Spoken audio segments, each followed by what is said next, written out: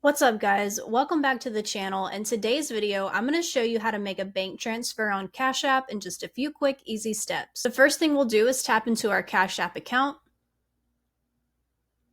and then we'll tap the bottom left corner where the money is. Next, we'll scroll down until we see Bank and Wire Transfers.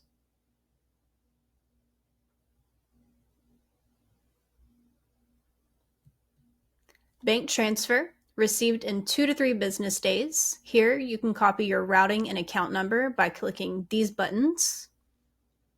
For a little more information, you can tap on how to make transfer.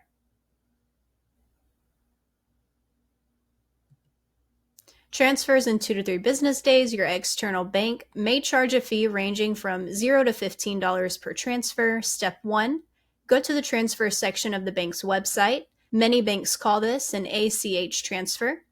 Step 2, use your routing and account numbers to make the transfer. If it's your first transfer, you'll need to add Cash App as an external account. Select checking as the account type. Transfer up to $25,000 at a time. You'll find your account and routing number here again.